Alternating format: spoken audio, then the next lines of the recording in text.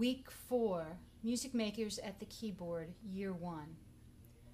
I want to set up the piano again because by now you have a few more pieces of equipment, and if you keep this organized at home, it's going to be easier when you come back to class. So each child still has their loose leaf book, and make sure on the inside that they still have the holder with all the cards in it, and also they have the latest weekly keyboard homework. It should say Week 4, October 15th, 2012. You can take the others and throw them out if they're done. You don't have to keep them. All right, if you notice here on the top, it says P is what practice disc and L is the listening disc. And everything in here that you need to do every day. So someone asks, you know, do I do this every day? Yeah. When they complete something, you check it off, and you check it off, and they check it off.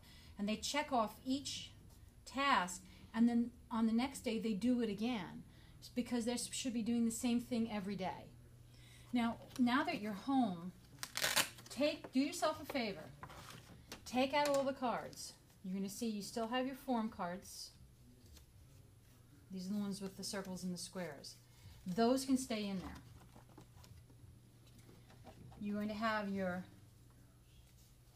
yellow duple notation cards. You're going to need them for work. And then they're going to go back in here. So I'm going to put them back in here. They're going to stay in there, and they come to class every week.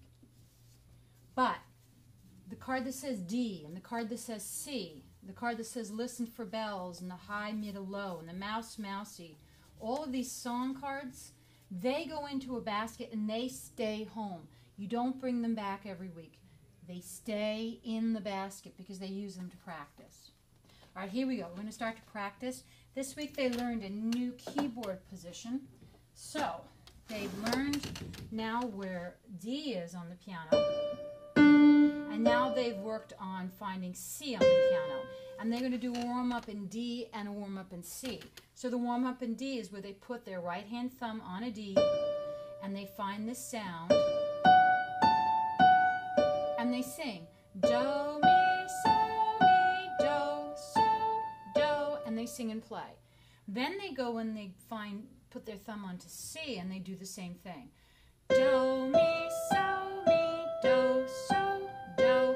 And they find out that to get that sound, they have to use different keys. Now, if you go into your book and you go to page 15 or page 14, you'll see the so, mi, do, mi, so, D position. And if you go to page 17, they show you do, mi, so in C position.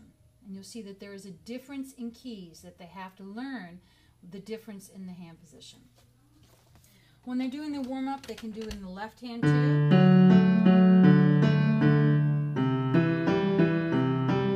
So they're learning to hear and find those two positions.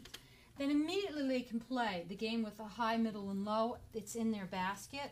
They've got a C and a D card now, and they have their old, low, medium, and high, and they can play the game. And here they go. They pick a card, says high, and have to find a high D. Right? Put it back. This time they can go and they can find a low C. And they can do about 6 of these. But the bottom line is they want to be able to find C and D easily. When they're done, they put it back in their basket. Then they go to Mouse Mousy and they put on the practice CD. Make sure you've got the practice CD. It's put into your CD player or your computer, which is close by. It's within touching distance. And they listen and they sing the patterns. Then they listen and sing and play the patterns. Now, Mouse Mousy is in C position. So they do the warm-up, then their hand is there, and they follow through the practice CD, just following along. Then when they're done, they actually play the Mouse Mousy.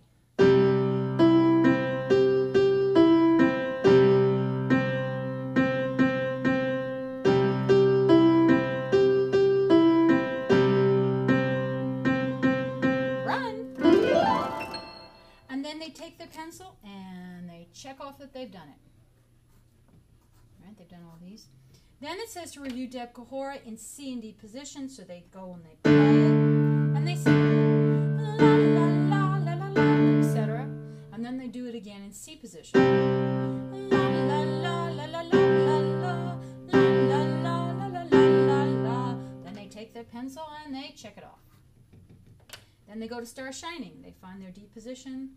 Star shining, number 1, number 2, number 3, number 4, number 5. Back to Star Shining position. Star shining by and by and by. Oh yes, by and by. Then they go and they do it in C position. Star shining, number 1, number 2, number 3, number 4, number 5. Stars shining by and by and by. Oh yes, by and by. And they take their pencil and they check it off. Now it says in C position play all the fingers as shown in class. We didn't get to that. So you can take your pencil and just cross that out. We'll do that next week. Listen for bells in C and D position. Some of them already know the piece, so they don't have to listen to the practice CD. But if they're still having trouble playing it, they may want to go listen to the practice CD. And it says listen for bells on the practice CD, and it goes through the patterns. Here's the thing, though. The practice CD is only in D position.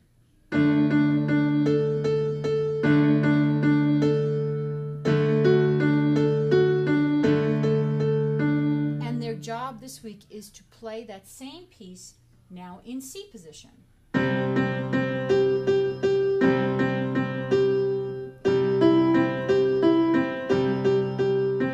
Now some of the children may want to play these melodies with their left hand. That's fine.